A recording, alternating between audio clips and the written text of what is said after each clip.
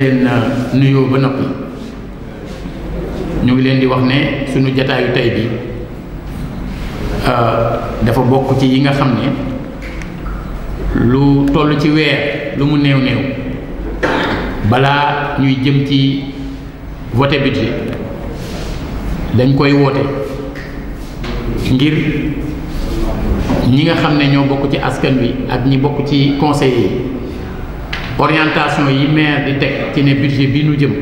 fii la war a jëm nii la ko gisee ñooña mën caa joxe seen xalaat wax ne lii nañ ko jubbanti lii nañ ko bàyyi xel ak lu ni mel kon jataay bi ñi ngi ko woote mu nekk ay fan rek ginnaaw 11e édition wu audience publique bi nga xam ne ñi ngi koy def fii di dégluwaale tamit population yi mu mel ne ci biir audience boobu jot nañ sax taataan lu bëri directement ñoo xam ne même bu ñu ñëwul fii foofa jot nañ faa joxe seen xalaat ci yan la ñu war a gën a bàyyi xel mu mel ne loolu dina bokk ci li ñuy sóoraale ngir fi ñu jëm ñun ñëpp xam nañ ne at yi ñu génne conseil bi am na difficulté yoo xam ne daf koy traversé ba ci biir doon na jafe lool souvent ñuy déggoo ci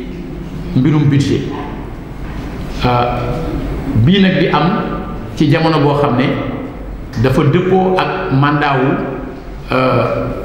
collectivité yi ñu yokk leen à travers benn consensus boo xam ne ci dialogue politique bi mi ngi am ñi ngi yaakaar ni la ñu jàppoon ne mooy moom la décret bi tënkoon mooy décembre élection yi am ñi ngi njort ne du ci mën a am ngir am na ci waxtaan yooyu ñu ñaan nit ñi càmbat processus électoral bi fi jot mujj am waaye it def audit supplémentaire càmbar fichier électoral bi ak yeneen i demande yoo xam ne faw mu am ba pare ñuy mën a jàpp datu élection kon ñun mën nañu leer ne décembre bi ñu jëm kon loolu du ci am kon xam nañu ne lii mi ngi am ci contexte boo xam ne kon mandat wu élus locaux yi day yokk alors bu fekkee lu mel noonu dafa fekk mu am un contexte national politique boo xam ne dafa jëm ci ak dal alors ci biir loolu ni mu amee au niveau national noonu laa lancé woon appel ne nañu fexe tamit mu am au niveau local nit ñi jiital ràññee kenn ku ci nekk la nga gëm ak la nga féete ci wàllu politique nga necca waaye yi nga xam ne ñëpp ko bokk muy mbirum Thiès suñu dajee ñu jiital loolu waxtaan ci seet lan mooy intérêt wu Thiès ñu teg ko su fekkee dañu wootee débat bu mel nii njariñam mi ngi nekk d'abord ci ku jàpp ne budget bi nam daan demee du noonu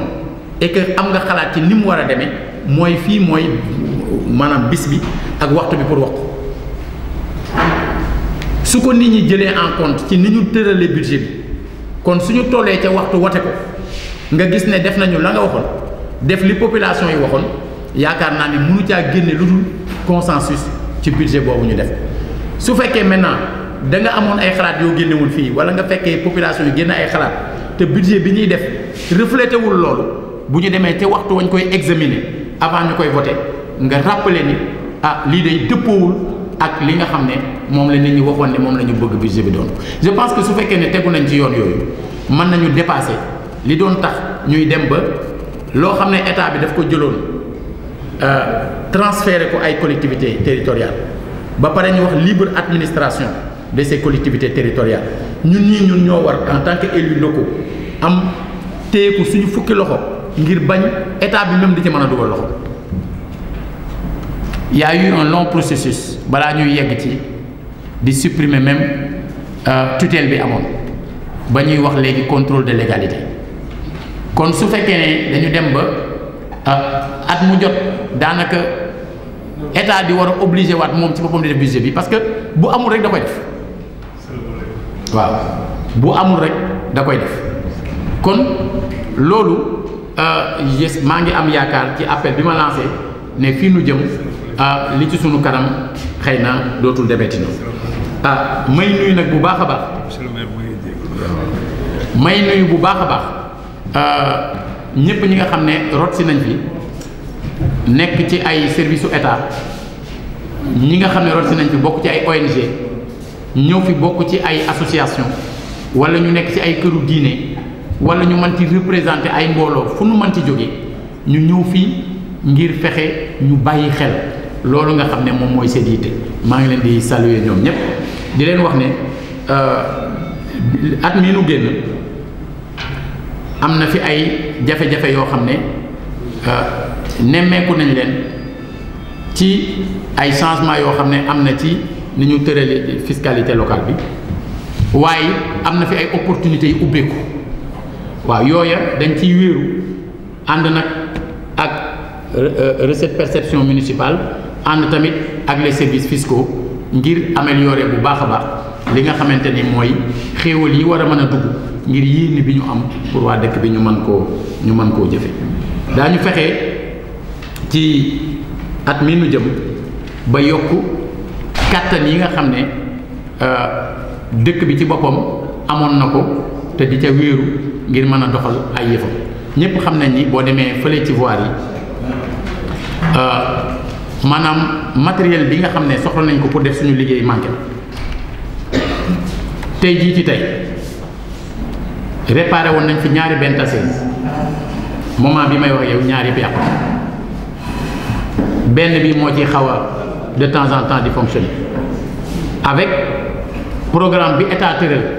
di appuyer collectivités yi xëy na moo ñu mën permettre ak yeneen yi ñuy def di louer de temps à autre moo ñu mën permettre sax boobaak léegi ñuy mën a tonni mbalit di yóbbu loolu kon won nañu ne ci li ñu jëm faaw ñu fexe ba yokk kàttanu service technique yi ñu yore muy lu jëm ci loolu muy ci jëm ci yeneen xeetu liggéey nga xam ne kon bii ñu jëm daañu fexe ba maanaam lépp luy volet investissement ñu gën ko doole yi ci des yi jëm ci wàllu santé bi wàllu éducation ak wàll yi nga xam ne dafa yitteel population yi de façon générale comme surtout wàllu ndox am na ci loo xam ne ci cadre PACASEN at mii moom la ñu jiital ba AGETIP ñëw nañ fi sori lool ak ñun ci liggéey bi ba ci weer wi la ñuy lancer seeni marché ngir adduction d'eau ak branchements sociaux ñun ñu mën cee am luñ ci def moom la ñu jiital nag ci yëfu PACASEN bi la cay dolliku mooy réhabilitation de l'hôtel de ville la cay dolliku mooy réhabilitation du centre culturel Léopold Sédar Senghor la cay dolliku mooy réhabilitation de la voirie yooyu nga xam ne bokkul ak les ressources budgétaires yi nga xam ne ñoom la ñu tënkoon waaye ginnaaw affaire ndox moomu xam nañ ni doomu Thiès yi nga xam ñoo nekk ay étudiants at mu jot dañ daan jooytu lenn bëgg mooy taxaw boo xam ne war na suñu diggante ak ñoom at yi ñu génn ak jafe-jafe yi am ci wàllu budget tax nañ ko doon bëgg a defee mënul demee noonu te nag ñu war a fexe ba at mi nu jëm yéene yi nga xam ne am nañ ko ci yombal seen nekkin ci gox yi surtout ñi nga xam ne dañoo sori fii ñenn ñi fekk naa leen ba Ziguinchor xam naa gis naa nañuy dundee dem naa fi Dakar fekk nit ñi fa nañ fa nekkee donc ñooñu ñëpp dafa baax ñu bàyyi leen xel am na ñoo xam ne ñi ngi Bambey am na ñoo xam ne ñi ngi Saint-Louis am na ñoo xam ne léegi ñi ngi Sine Saloum bokku ci woon waaye léegi ca la bokk alors léegi nag ak ñii nekk fii ci biir Thiès donte ñëpp nuroowuñu ay problème waaye boo xoolee population estudiantine li mu représenté peut-être ci biir Thiès ak li mu touché ci ay kër kon da ngay xam ne aussi c'est une préoccupation boo xam ne ñun ñor nañu te ñu bëgg aussi ci wàllu orientation yi ñu bàyyi ko xel lu jëm ci bërëbu diine yi loolu wàllu ville la loolu mi ngi ci code bi wàllu ville la mais lu jëm ci armeel yi aussi wàllu ville la am na jooytu bu ci nit ñi defoon bu dee ci wàllu cimetière municipal catholique bañ doon def pare na ba ci 1er novembre bi kii bi église bi à travers moo l'évêque monseigneur André Gueye remercier na ville de Thiès félicité ko en attendant ñoom ñuy jàpp ak ñun date boo xam ne daañu def inauguration waaye di leen xamal ni fële ci Balabé trouvé nañu terrain wu 4 hectares pour un cimetière musulman. En attendant que évolution yi war a am côté Mbour 4 ci wàllu décret bu amee ba nit ñi mën a jot ci loolu beneen cimetière musulman ci côté boobu war faa mën a am. loolu nag am na ay taxawaay yoo xam dina ko laaj suñu wet puisque su fekkee ne am nañu terrain aussi dafa am lu mu laaj mooy ñu war ko mën defal. waxoon nañu it ne ñi nga xam ne ñoom ñoo nekk ci cimetière yooyu di leen garder on les considère comme les délégués des quartiers yi ay ñi faatu dëkk donc am na prise en charge boo xam ne dafay jaadu mu jóge ci ville bi jëm ci ñoom puisque ville bay yore cimetière yi ngir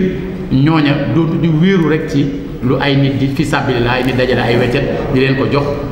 et parfois mu nekk parfois ci pression ñenn ñoo xam ne mën nañoo dem ci enterrement te fekk tamit yoruñu donc loola bokk na ci yi nga xam ne